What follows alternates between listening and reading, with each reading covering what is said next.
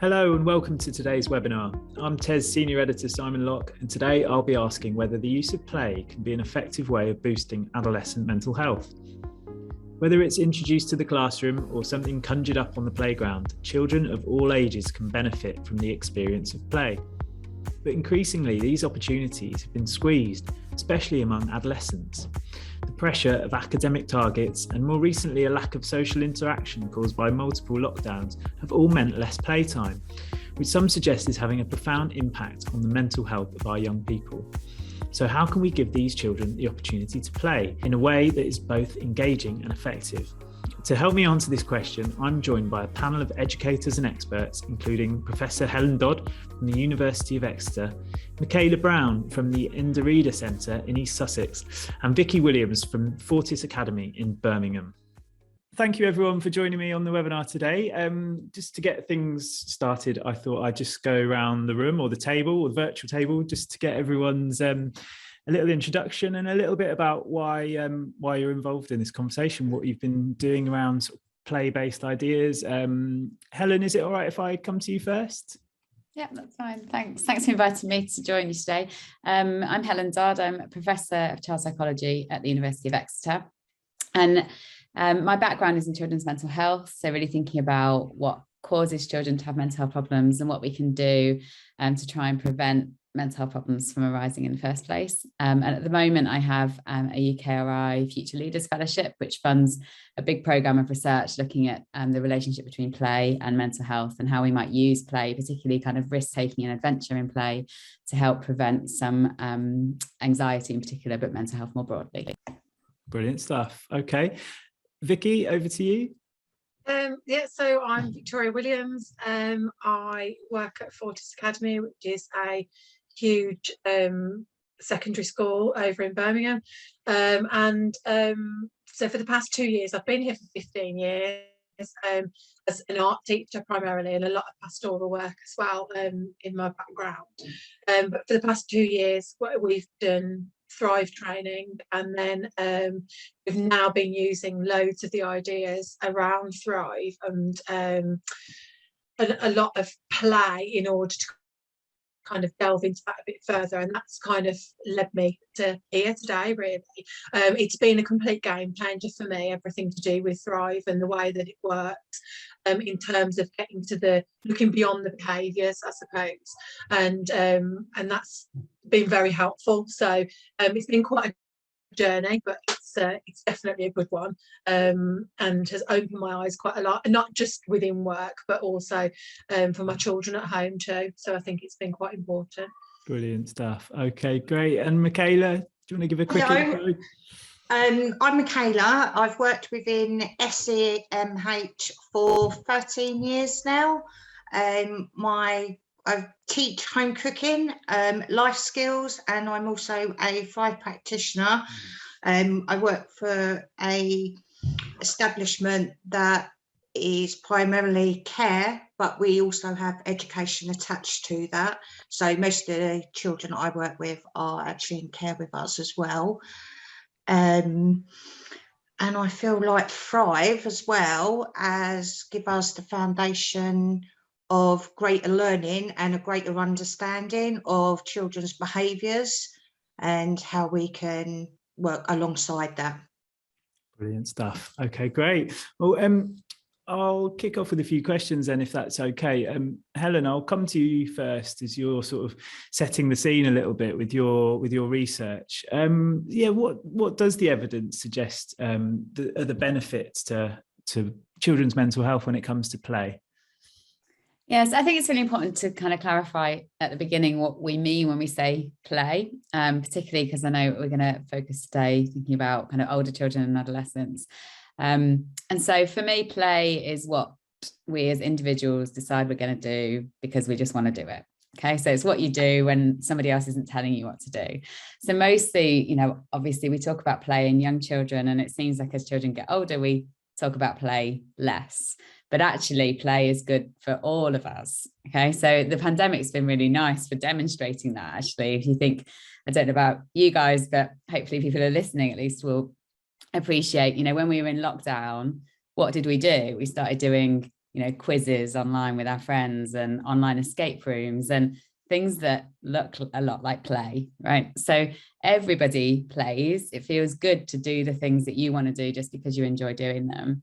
And so in terms of mental health, play offers lots of benefits. One is just about that feeling of positive emotion, right? Just the joy of just doing something because you want to do it. And that feels good, right? And maybe that's enough. Like some people, really strongly argue that when we think about play, we shouldn't be thinking about play being for something else, that play in itself is valuable, as in, we're intrinsically motivated to do it. But it's also likely that it does have benefits for other aspects of our lives.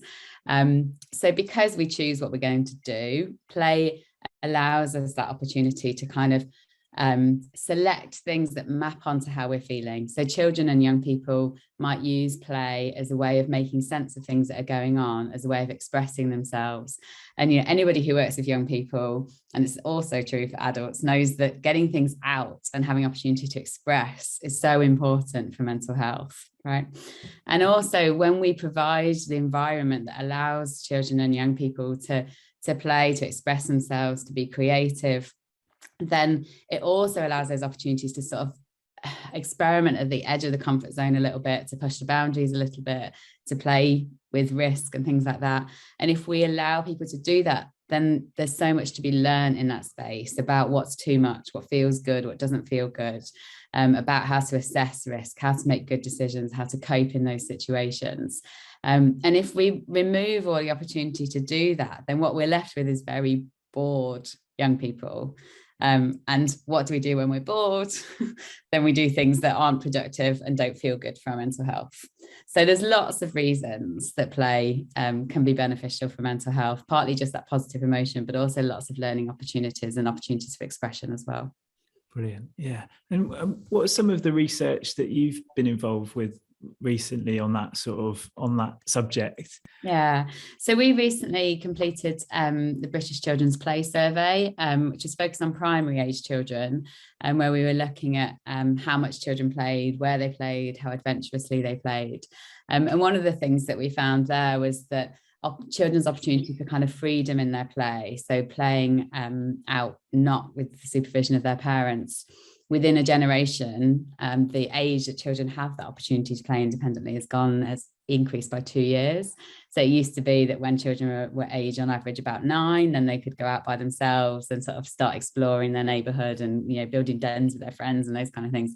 And now it tends to be not until children are about 11, so just before that transition to secondary school, that they're starting to get that independence and going out without anybody sort of watching them. So I think that's a really important finding. That means that when children are going into secondary school, they've had actually very little opportunity to have that independence, to explore the world by themselves, to make decisions by themselves. And so, the kids that are then making that transition have had so fewer learning opportunities in terms of how to manage their own lives and make good decisions about risk, etc. And then other things in relation to that survey, we saw that as children get older, they play less. So we weren't looking at screenplay, which is important to say here. So if we hadn't looked at screenplay, I'd imagine that screenplay would increase as children get older. But that other kind of play, what you think of as more kind of pure play that doesn't involve a screen, that does decrease as children get older, which is exactly what you would expect. But I think it is important that we keep in mind that play might look different as children get older, but probably it still offers some kind of benefit. So whilst they might perceive, I don't play anymore, like I'm too grown up for that, actually providing an opportunity for them to do something that is playful, even if they don't call it play, probably would be beneficial for them. Yeah, well, that's some interesting points there, especially related to adolescence, with children perhaps arriving at that phase in their life not having had the opportunities that perhaps we would have done 20 or so years ago. So they've been starved a little bit, and I guess opportunities have sort of been dwindling over time generally, but also even more compounded in the last couple of years with lockdown and everything. Have you seen any evidence of that in your work, of this sort of decline in play forced by the pandemic? Yeah, so you're absolutely right. So the research that I just talked about showing this that children are older now, that they get that independence.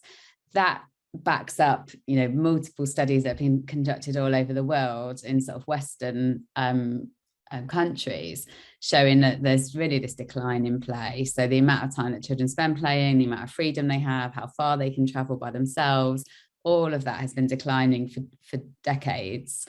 And then even things like the number of children who walk to school by themselves, and the number of children who go to friends' houses after school rather than just going straight home has declined.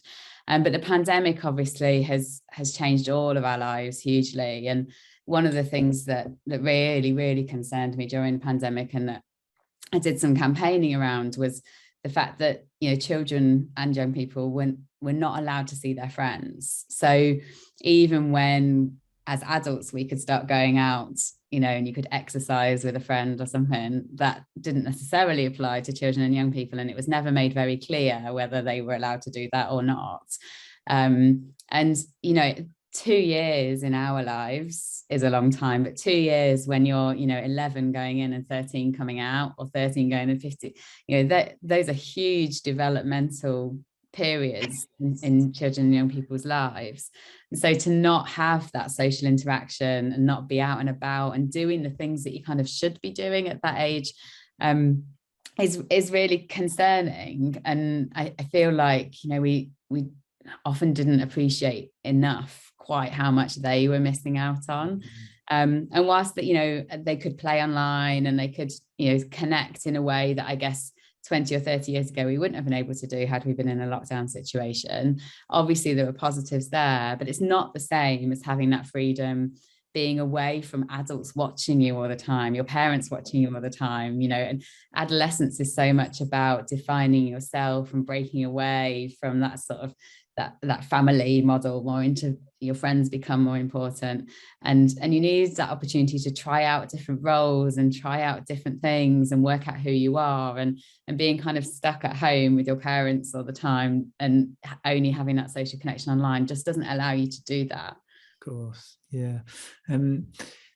The two educators here, with it, Vicky and Michaela, does that sort of chime with your experience? Those stories from Helen, the sort of decline in play. Are you seeing children come to you perhaps who haven't had those opportunities?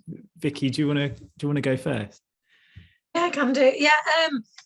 Yeah, definitely. So my area of school is quite unique, really, in a secondary school. That we've got a specialist area, our zone, that it's all about kind of Thrive intervention, but also it's like small group activity, and then that feeds into mainstream. So some pupils come to us for like an hour a week, other pupils will check in 3-4 times a day, but what we really saw obviously after the lockdown is the fact that their ability to kind of socially interact with each other was quite extreme, or actually they were quite the opposite. So a lot of parents are ringing up saying, my child's almost forgotten how to make friends, because I think they feel this pressure almost of what's expected of me. How am I supposed to play with these people who I feel like we've gone into a different year group and now it feels like I don't really know them anymore?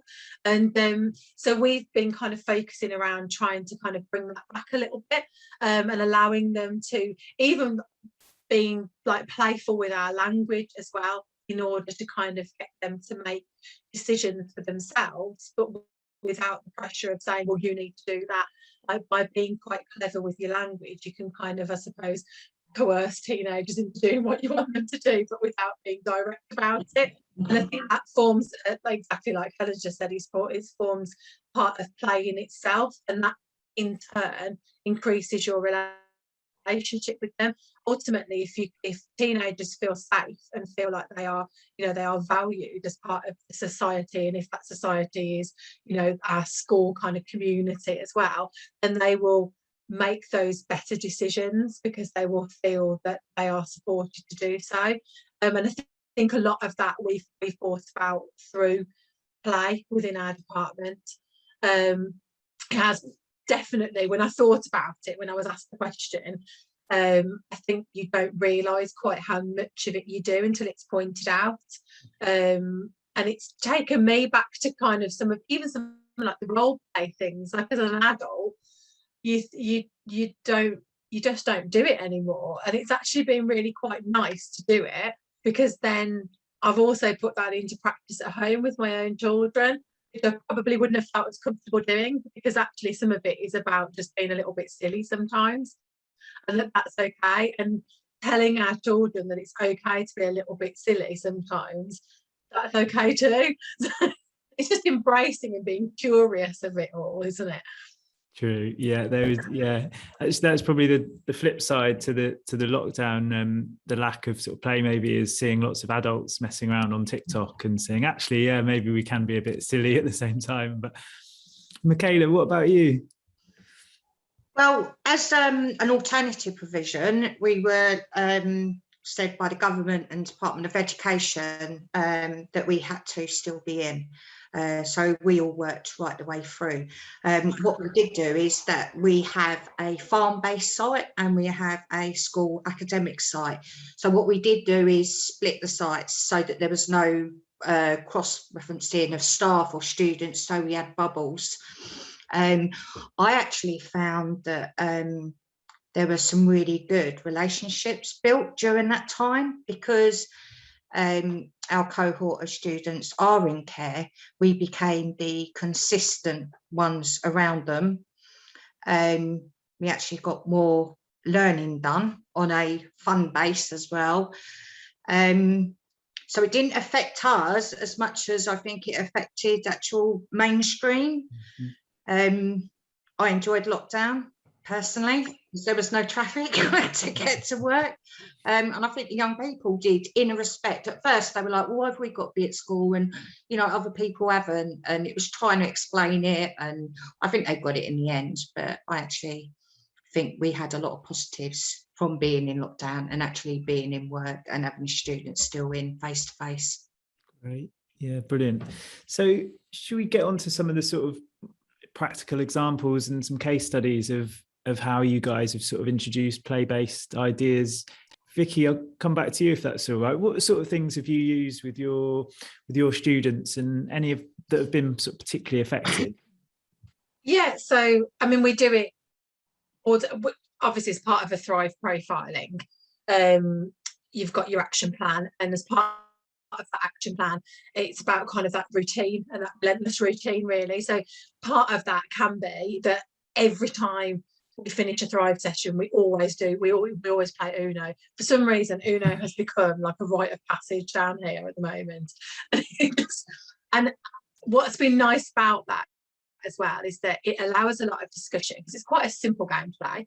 It allows a lot of discussion, but a pupil can sit there and talk to me or talk to the other people in the room without the pressure of eye contact, without the pressure of like feeling like they're being kind of grilled, I suppose. But it's led into quite a lot of kind of openness in discussion, quite a few safeguarding issues, unfortunately, but that by the nature of that, that's what's got to come out because of the trauma they might have been through. One case in particular where I think I think it became overwhelmingly obvious to me the importance of playing games was one game of Jenga with a completely non-verbal student who came in hiding under their coat. It always had to come in supported by parents, just wouldn't say a word to me. And I just gradually started taking pieces of the blocks out, and I just said, it's your turn now. And of course, there was no pressure. There was no pressure to speak. Immediately, as soon as the tower started growing, as soon as started having this interaction, but was still completely non-verbal. But it broke down so many barriers that we then developed a really good relationship off the back of that. And then he started talking to me, the hood started to come down, and I couldn't have done that without, it sounds dramatic, but I couldn't have done that without Jenga. It definitely helped me at that moment in time, because it took the pressure off. And there's just been so many instances like that where we've got children together, and we do some like peer mentoring as well, where we've got pupils who really, really struggle to make friends because they just don't know how to do it. And there isn't a skill to making friends. There really isn't. It's not a big secret that we're not telling them. But I think they felt like it was just something they just couldn't do. And so, again, bringing those pupils together with play meant instantly just broke down so many barriers. And then the conversation started flowing, and then they don't need that so much. But then actually, if you listen in and you are alongside them, but you're not part of anymore, you kind of start to back away, and you can hear that they are still kind of playing together because they've now developed those strategies in order to help them to get on with each other. And I just think that was just so important.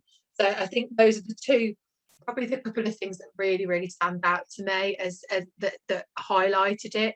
In terms of the rest of our staff, I think it took a while for a few people to get on board. Initially, it looked like we developed this department in school where people just came and played Uno. Actually, there was a much bigger picture to it. And I think gradually people could start to see that it was having a big effect.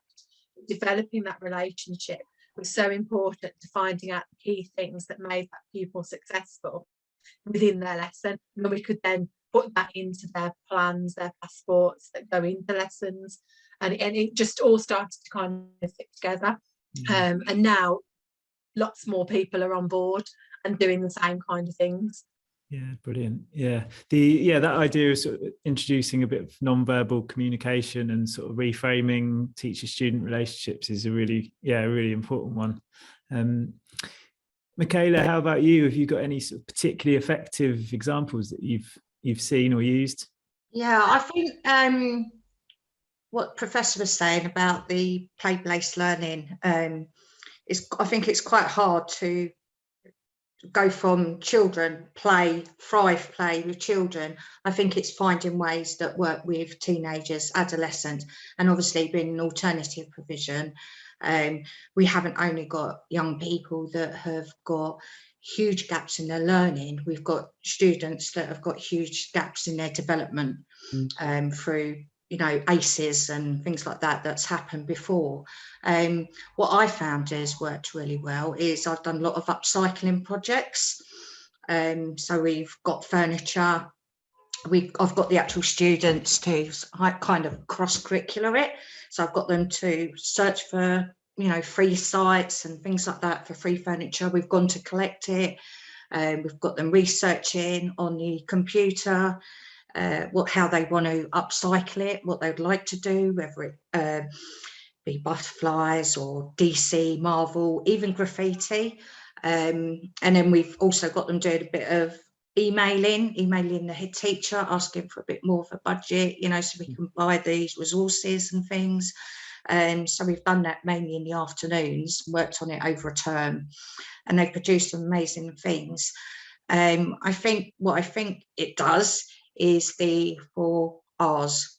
So it teaches resilience, resourcefulness, reflective capacity, relationships, building positive relationships, opening up those conversations like Victoria just mentioned. And I think it's almost like cognitive learning as well, because it starts to open up conversations, reflecting on experiences. You can then lend them your thinking brain, which is quite a big thing in Thrive, to be able to do that, problem solving, and also asking them questions to justify and explain their thinking. So it's worked exceptionally well within our alternative provision. So, and I think also we talk about play. I've had young men that have come into us that have a history of county lines and things, really quite trauma-based things in their past. And I've had them playing games where we've blindfolded them, which also embeds speaking and listening. So it's about listening to instructions, or get another student or even a teacher to create an assault course. It's about trust. And I think the Thrive base, the VRS, the vital relationship, what we call those, which is attuning, validating what they're saying, containment, and also teaching these young people how to regulate themselves. But these can all come in while you're doing this sort of project work. So it doesn't look like you're just saying you need to be able to do this or you need to be able to do that. It's a very nice slipping in how to re-regulate themselves as well, and how to build positive relationships, which they often do struggle with. Yeah, brilliant. Helen, how about you? Anything to add on that one? Did Vicky just want to say something? Oh, sorry, Vicky. Yeah, I was just gonna chip in with it, just to say that I completely agree with that. The whole the regulation side of things, like how much I think it makes it more memorable through doing it through these play ideas, because then they remember those moments much more than what they would perceive to be a bit of a lecture about their behaviour. So, and I think that's really, really important. Exactly the same. I think, that we're there to kind of help structure it and be alongside it, but then we can kind of leave them to it, really, and then it kind of just like organically grows from there.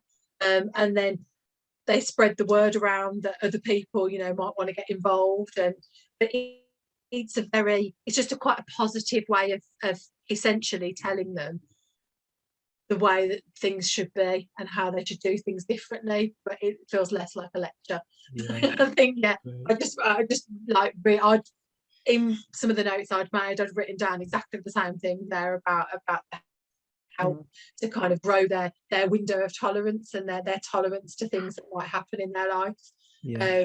Just even by losing a game of Monopoly, they will potentially not have experienced how to lose and how to be gracious about it. It's like things like that I think are so important as a skill. Yeah. And I think I've also found that a lot of young people have come in and they haven't had these opportunities to play games. They haven't had opportunities to take turns. It is really not uncommon for us to get a year 10, year 11 student, and actually their real last placement of being in a classroom base is actually year 7 or 8. So sometimes we have 2-3 year gaps of them not being in a proper educational setting. And it's almost like we have to not just teach them, we have to teach them how to be within a classroom environment and how to have positive relationships. And I think Thrive has embedded that so much, and it's almost been like a foundation for us to build on and to get results. So I think it's interesting what Vicky said there about sort of having a bit of a structure, but actually also giving the students the chance to go off and explore for themselves a little bit. Helen, that's quite important from what I gather on your research?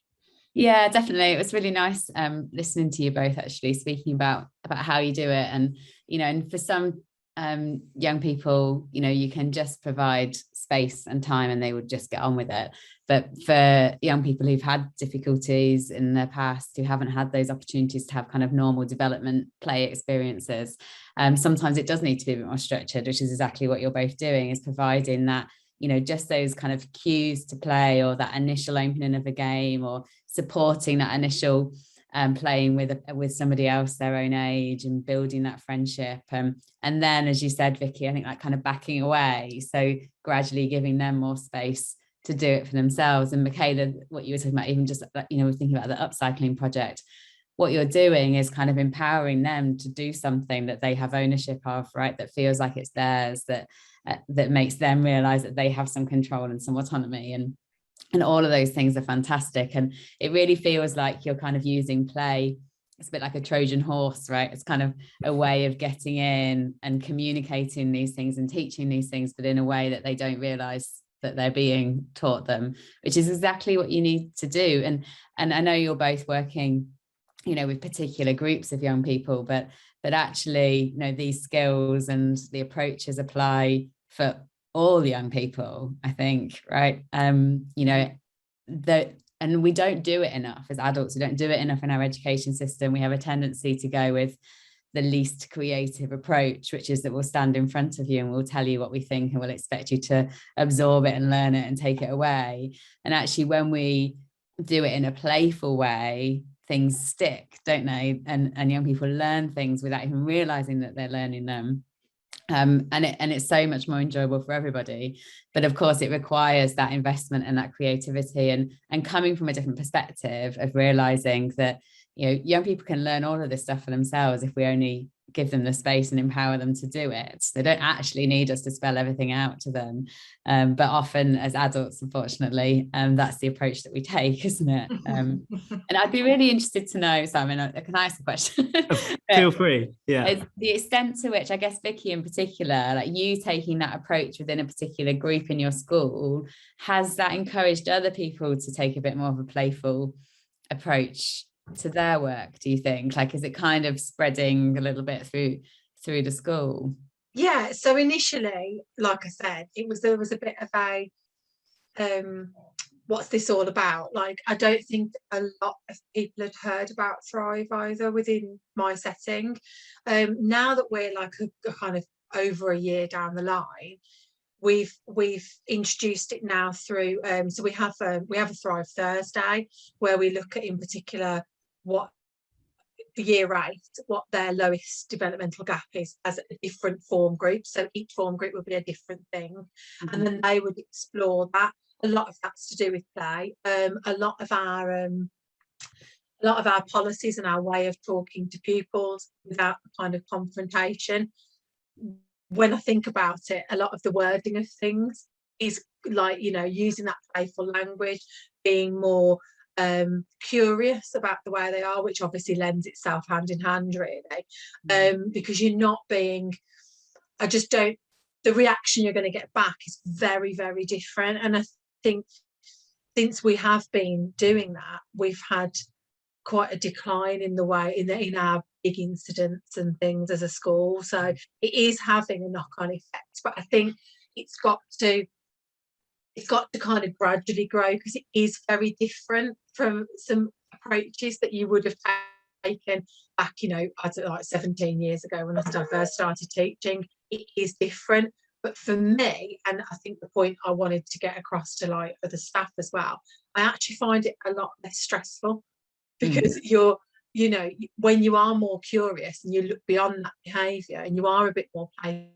with your language, you actually get to the bottom of more things, and you don't reflect back on it and think, I could have handled that differently, because there isn't a thing to handle differently. So I think as it gradually, as time goes on, I think more staff will see that it's actually less stressful to be a bit more curious and playful, I think.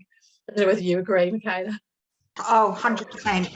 And again, I go back to the VRS, that I use that just in how I approach them, how I teach a lesson, how I talk to them. So if they're in distress, I say, I validate what they're saying. They just want to be heard most of the time. You know, tune to them, understand where they're coming from. And then we go into containment, and then we try and regulate them. You know, most of the time, if you ask someone, they're not actually expecting an answer. They just want to be heard. They just want their voice to be heard. And I think that's part of the problem. And I know it's really, really hard when you're working with adolescents, because they can be very, you know, and like you said, the body language, you know, the hood's up and things like that. But it is all about breaking those barriers. It's about building up those relationships. And I think it's about understanding the students and understanding of their body language, but also being aware of our body language and our tone of voice. It's really, really important to implement those to get success. Great. So to someone out there who might be watching this, who wants to sort of implement some of these ideas, some more sort of play-based approach, have you got any words of wisdom? Particularly, one question from me would have been, I guess part of it is selling it to stakeholders, including probably the students themselves, perhaps members of this leadership team who might be more sort of academically focused. Has that been a challenge for either of you two?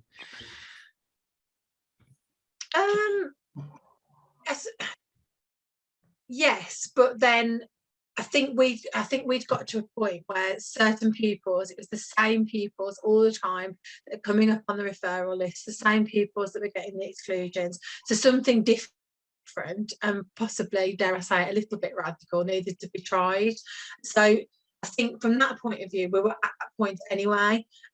So it is always going to be the case that a pupil who has got some major developmental interruptions is not going to sit in a lesson and be able to learn. So I think from that point of view, we've got to try something different, and then over time you can kind of see how it goes. And I think it's, I suppose, just saying, well, you've just got to give us this opportunity to just give it a go, and we'll just see how it goes. And if it, you know, you're not and you're not going to win them all. That's not going to be the case, because, you know, your children who don't come to school, whose attendance is terrible for whatever reason it may be, you aren't going to win that battle with them. But it's having the strength to kind of say, well, look, let's just give this a try and see what happens next. And I think that was, for us as a school, like, they've definitely embraced that, and that has now started to show a different path for pupils, which has been really helpful.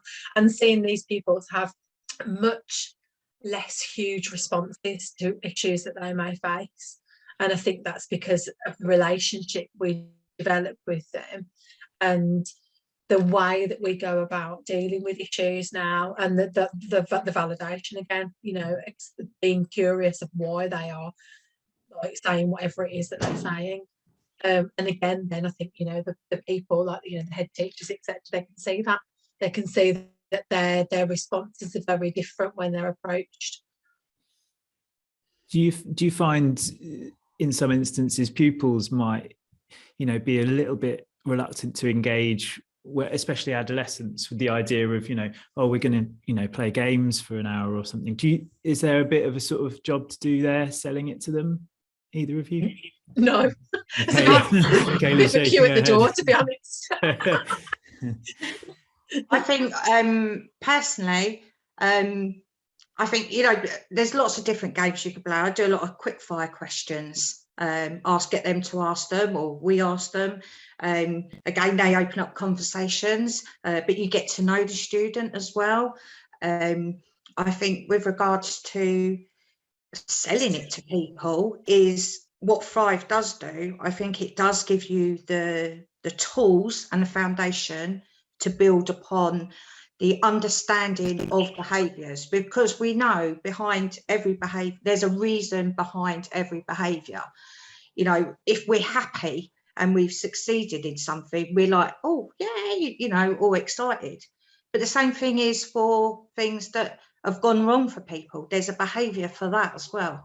And I think it's about looking at the bigger picture, and it's making the young people understand that actually it's okay to flip our lid every now and then. It is okay to be struggling with something, but being able to give them the opportunities to be able to talk and be able to open up a little bit, and to lend our thinking brain so that they understand their behaviours.